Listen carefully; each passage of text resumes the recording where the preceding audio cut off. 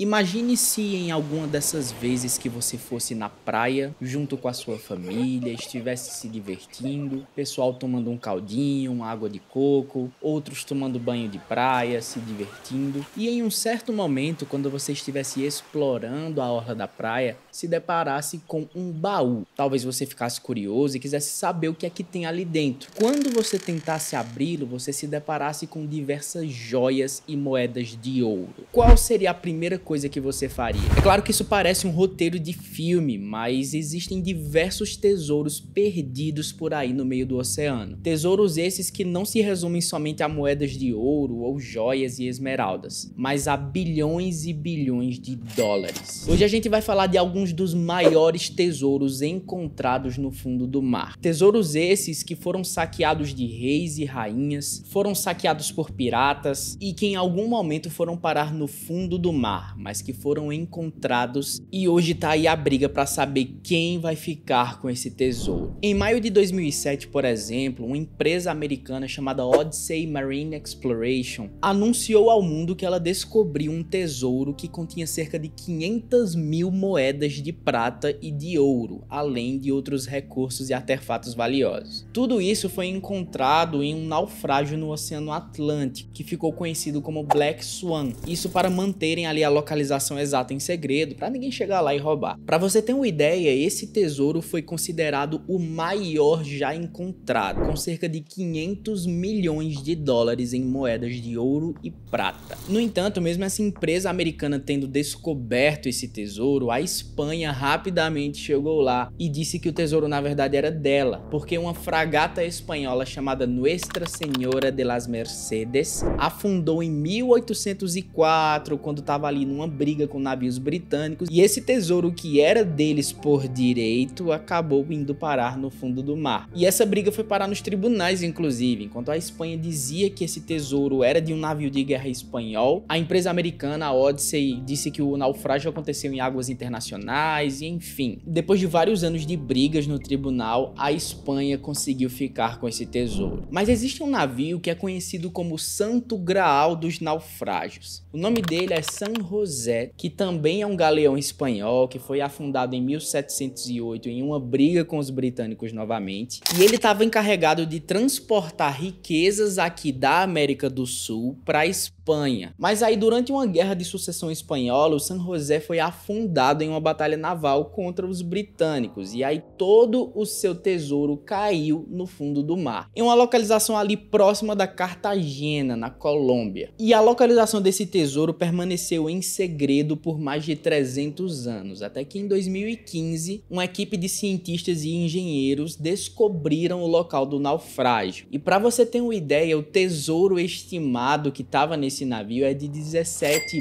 bilhões de dólares, entre milhões de moedas de ouro, de prata, esmeraldas, artefatos preciosos, diversas riquezas provenientes aqui da América do Sul. E aí novamente começou aquela briga no tribunal, porque a Espanha também disse que era um navio deles, o tesouro era deles por direito de vocês, porque vocês saquearam, né? Aí a Colômbia entrou com recurso dizendo que tudo estava ali no território deles. Grupos indígenas da Bolívia e do Peru disseram que o tesouro era fruto de saques realizados pelos espanhóis durante a colonização, que na verdade era um tesouro da Bolívia, do Peru, que foi saqueado pelos colonizadores, o que no meu ponto de vista é o mais correto, digamos assim. Mas até agora a gente não teve nenhum tipo de resolução. A briga continua lá no Tribunal de Haia e até agora nós não sabemos exatamente onde é que está localizado esse tesouro, somente eles sabem. Só temos uma noção que é ali no mar da Colômbia, próximo de Cartagena. Agora, como se não bastasse esses saques da Espanha, nós também temos um galeão espanhol chamado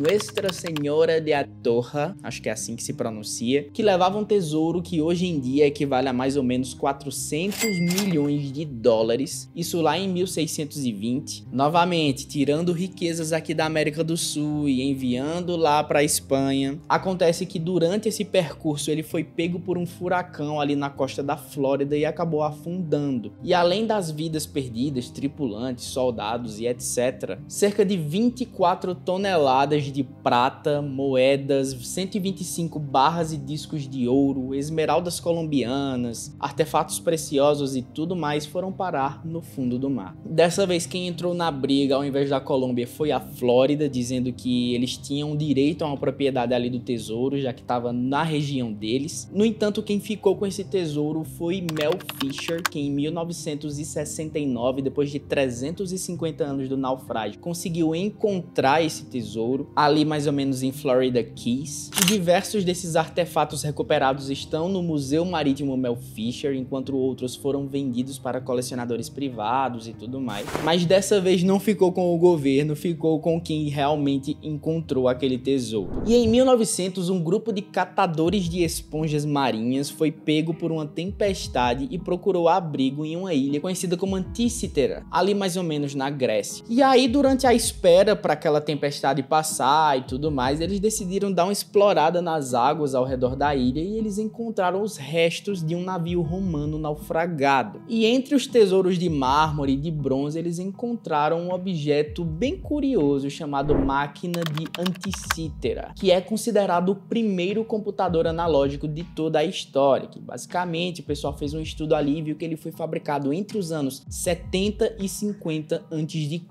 É bem interessante a história desse primeiro computador. Ele é todo composto por várias engrenagens que podem fazer cálculos astronômicos e tudo mais. Ele foi projetado inclusive para prever eclipses e posições dos astros e etc. Dá até um vídeo somente sobre isso, se você quiser conhecer essa história me diz aqui embaixo. Mas enfim, eles descobriram esse artefato e levaram para o Museu Arqueológico de Atenas, mas foi somente em 1950 que alguns físicos pararam realmente para dar uma olhada, submeter ali a exame de raio-x e tudo mais, para tentar entender como funcionava aquilo. E depois de diversos estudos ao longo das décadas, essa máquina ficou bastante conhecida como uma prova ali da engenhosidade dos romanos e se tornando assim o primeiro computador analógico da história que nós temos noção até o momento. Não foi um tesouro em bilhões de dólares de fato, mas foi uma descoberta que com certeza esse pessoal nem esperava, encontrar algo que realmente tinha mudado o destino da humanidade dessa forma. Agora, voltando a falar de dinheiro e de dinheiro pesado, nós temos aqui um navio conhecido como Flor de la Mar, que era um galeão português. Em 1510, o Flor de la Mar estava participando da conquista de Malaca, o maior centro comercial ali das Índias Orientais da época. E depois de conquistar diversas especiarias, ouro, pedras preciosas, artefatos valiosos, enfim, tudo ali do Palácio Real do Sultão de Malaca, eles decidiram voltar para Portugal, trazer o tesouro ali e tudo mais. No entanto, durante essa viagem, ele foi pego por uma tempestade ali mais ou menos na Indonésia e ele acabou atingindo alguns recifes, ele se partiu no meio e afundou. Cerca de 400 pessoas perderam a vida nessa época e, enfim, um tesouro foi parar no fundo do mar junto com o navio. E para você ter uma ideia, esse tesouro aqui vale mais ou menos 2 bilhões de dólares. Tudo isso saqueado ali do Palácio Real, do Sultão de Malaca e tudo mais. E até hoje nós não temos uma noção exata de onde esse tesouro está. Nós sabemos que ele está ali no fundo do mar, próximo da Indonésia. Diversas expedições de busca já foram realizadas ao longo dos anos para tentar encontrar esse tesouro, mas ninguém sabe exatamente onde é que ele está. E ano após ano, caçadores de tesouros, arqueólogos e tudo mais tentam encontrar esse tesouro, quem sabe até para conseguir uma parte desses 2 bilhões de dólares. Quem é que não queria, não é mesmo? Mas enfim, até agora a gente não tem nenhuma notícia. E em 2012, um grupo de mergulhadores conhecido como Ocean X Team estava pesquisando ali o Mar Báltico e quando eles menos esperavam, eles encontraram um naufrágio que estava mais ou menos a 100 metros de profundidade entre a Suécia e a Finlândia, e ele foi identificado como um cargueiro alemão da Segunda Guerra Mundial que afundou em 1941. Esse cargueiro estava transportando uma carga de cobre, vários lingotes e artefatos de cobre inclusive, só que eles acreditam que ele foi afundado por um submarino soviético durante a guerra. E esse tesouro de cobre, para você ter uma noção, tem um valor estimado de mais ou menos 100 milhões de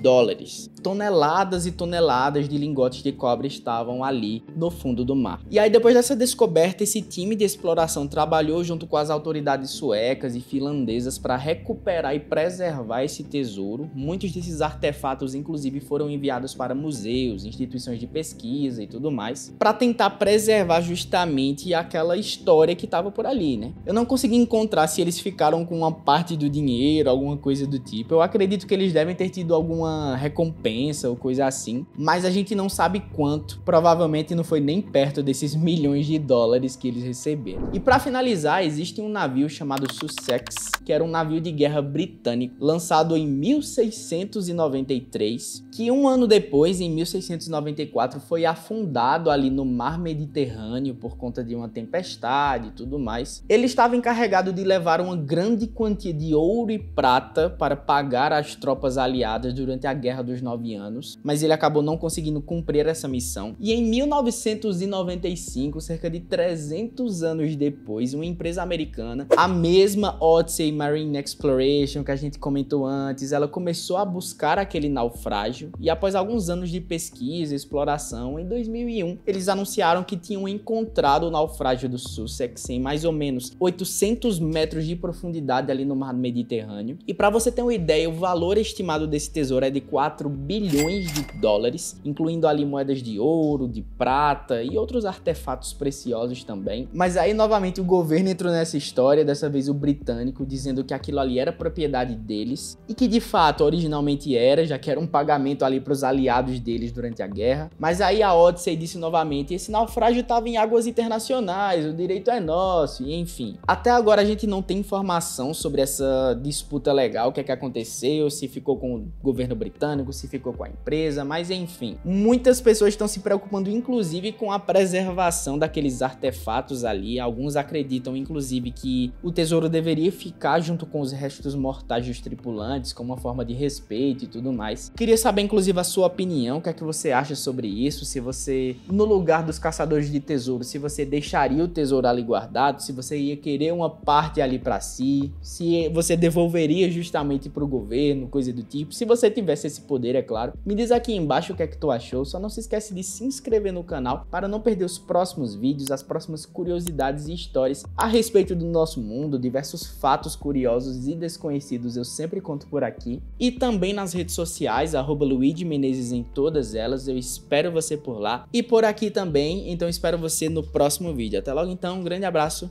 Tchau, tchau.